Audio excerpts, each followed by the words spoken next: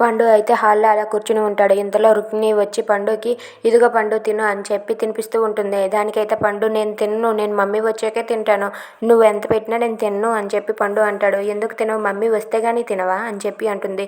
అవును అవును పెద్దమ్మ, నాకు మమ్మీయే కావాలి, నువ్వు వద్దు, నేను మమ్మీ వస్తేనే తింటాను అని చెప్పి అంటాడు. అది విన్న రుక్మిణి అయితే కోపంతో రగిలిపోతూ ఉంటుంది. ఇంతలో పండు అయితే ఆ భోజనాన్ని అయితే పక్కకు తోసేస్తాడు. అది చూసి రుక్మిణి అయితే పండు చెంప పగలగొట్టడానికి చెయ్యి ఎత్తుతుంది. ఇంతలో రాధా శ్యామ్ వచ్చి రాధ అయితే రుక్మిణి కొట్టకుండా చెయ్యి అడ్డుకుంటుంది. అది చూసి రుక్మిణి అయితే ఇలా అంటూ ఉంటుంది, ఎందుకు నా కొడుకు నేను కొట్టుకుంటాను, నువ్వెవరు అడగడానికి అని చెప్పి రుక్మిణి అంటూ ఉంటే ఇంతలో రాధ ఇలా అంటుంది, అక్క ప్లీజ్ అక్క, పండుని నాకు ఇచ్చేయి అక్క, పండుని నేను పెంచుకుంటాను అక్క, పండుని నేను ఎంత బాగా చూసుకుంటాను అక్క అని చెప్పి రాధ అంటుంది. ఆ మాటలకు రుక్మిణి అయితే ఇలా కండిషన్ పెడుతుంది.